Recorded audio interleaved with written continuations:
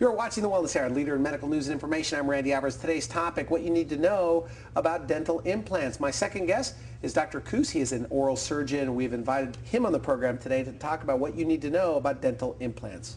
Hey, welcome to the show. Thank you. Dr. Koos. Pleasure to meet you. Now, we've had the periodontist on the show. You're the oral surgeon. You do similar things. Tell us about your role there. You do the surgery. You place the dental implants. Well, as surgeons, myself and our periodontist, we both place the dental implants, and then we have a prosthodontist that restores those implants and puts a natural crown on those Would implants. everyone agree, every dental, general dentist, everybody agree that a dental implant is always better than a bridge or a partial?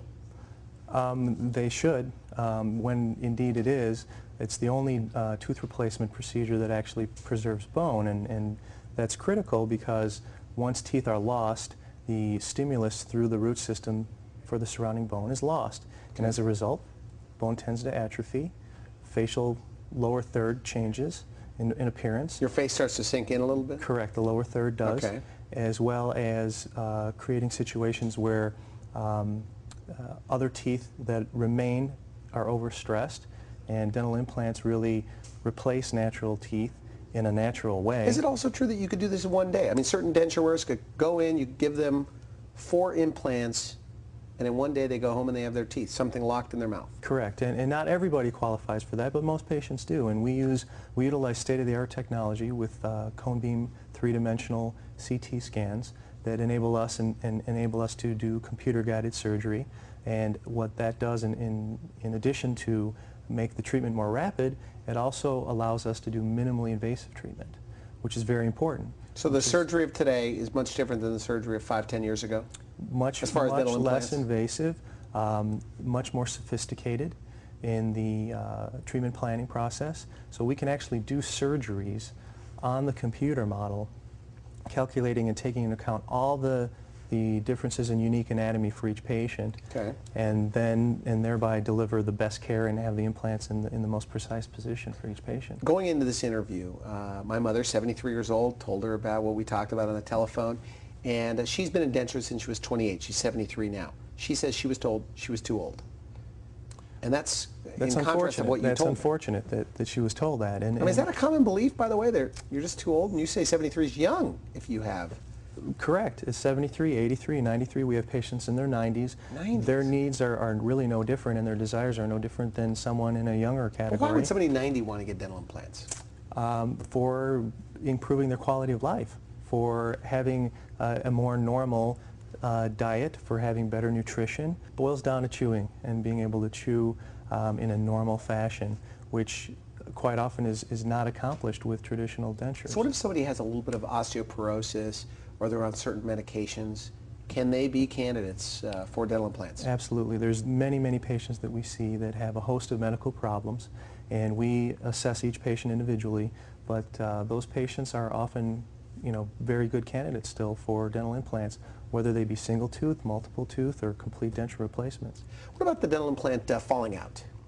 I mean, do they fall out? Interesting you ask that, because that is a misconception. In fact, the ADA shows that dental implants are the most successful dental treatment available, over 95% success rate, okay. with longevity of 40+ years and counting. And so they will last as long as a regular tooth, maybe even longer?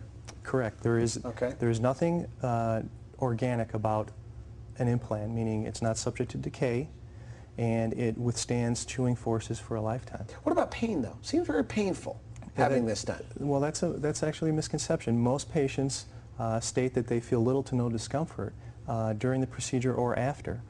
We have a variety of ways of making them feel comfortable. They really don't feel anything during the procedure. So during the procedure they don't feel anything? They can choose to be sedated and they don't feel anything. Okay. And it's a pleasant experience. What about afterwards? What about after the surgery? Post-operatively, most patients just require a Motrin or 2.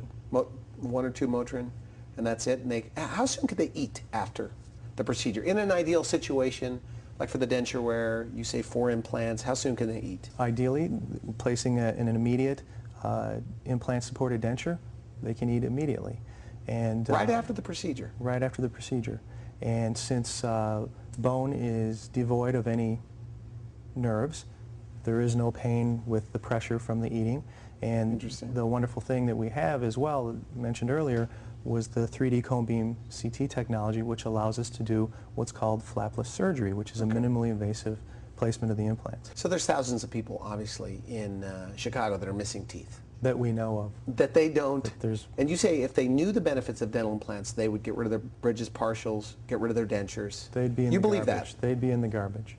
Absolutely. Not an overstatement on your part. Not at all. If we had the ability, and I wish we did, to enable each patient to try how an implant-supported denture or an implant feels in relation to a natural tooth, they would love it. Okay, is this true? Denture wear, 2 implants, and we're just about out of time. 2 dental implants.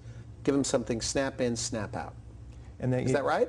That alone can make an incredible difference in somebody's life, an incredible difference. Lower dentures, traditionally very unstable. People don't like them. They have them made, and quite often they wind up in someone's bedside drawer. Okay. In this situation, the patients are very, very pleased with their outcome, and it can make a tremendous difference. Do you think people count their teeth and think, wow, that's going to be very expensive to do something? That's another misconception. There are really 2 or 4 implants, and you're saying, in the right candidate. Correct. And over the long term, implant treatment is actually more cost effective because you're not recouping certain things that occur with poor healing and with long time use and bone atrophy and things like that. I want to thank you for coming on the show. Very nice. Thank you.